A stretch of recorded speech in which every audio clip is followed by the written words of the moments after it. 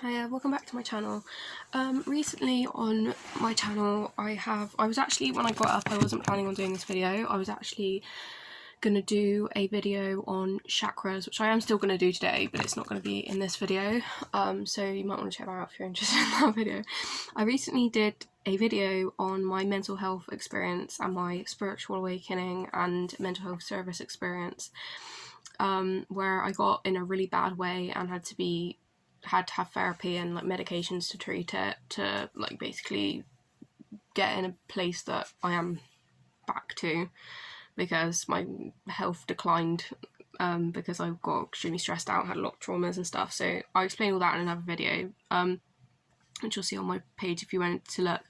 But I've done a lot of like research into the Bible. I was brought up really heavily religious. I've got a few Bible videos on my channel, and I feel the need to, I've literally just been researching stuff because I was going to make a different video I was looking at video ideas and Bible stuff I was going to talk about, but I've just come across this thing which I haven't seen. And to be honest, I used to go to church for about 18 years when I was growing up, which is I think why I just like deterred from being religious at all, and or denied all of everything to do with Jesus and God and religion, because I had it so forced down my neck as a child that I had to just not be around that. But anyway, the good thing about being at church is that I've heard all these stories thousands and thousands of times, so I'm not resentful for that reason. We'll have our own journey.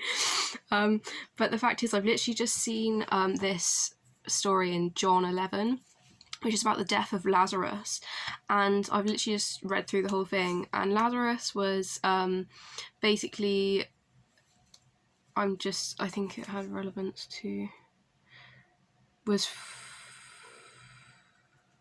from the same village.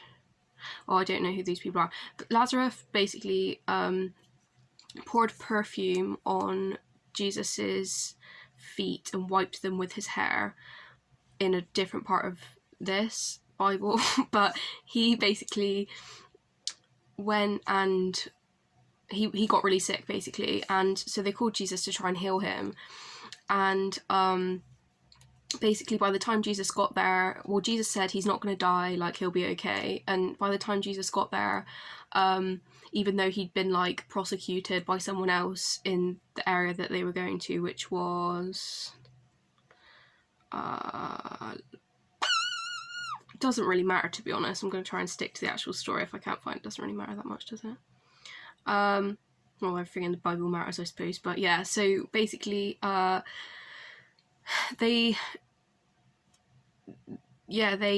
told the disciples, I'm not telling this very well, please bear with me, I've got this in front of me. So Jesus basically said, our friend Lazarus has fallen asleep, but I'm going there to wake him up. And the disciples thought he meant literal sleep. And so basically they found out, they went back to Lazarus and they saw him dead, and they said, Jesus, he's dead. And Jesus like goes and like comforts the family that he was dead. And because he's dead, obviously his family are like starting to mourn and stuff and get really upset about it. And so basically Jesus started crying, and so they basically are like, why didn't God save him? Like he's like cured the blind, he's like healed the paralyzed, like why have they allowed my son to die or my brother to die? And basically he's been buried for 4 days, he's been dead for 4 days, and Jesus says, take away the stone. And Martha says, but he's dead, like he's, it's going to smell really bad. And Jesus says,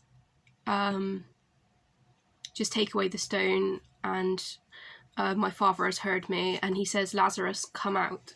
And then he just came out, so he was basically alive again. I think did he tell the family that Jesus said to her, as in the sister of Lazarus, your brother will rise again. And Martha said, I know he will rise in the resurrection at the last day. So his sister knew that he was going to rise again, apparently. And Jesus said, I'm the resurrection of life. Even though they die, whoever lives in believing in me will never die. Do you believe this? And she says, yes, Lord. I believe that the Messiah, Son of God, is coming to the world.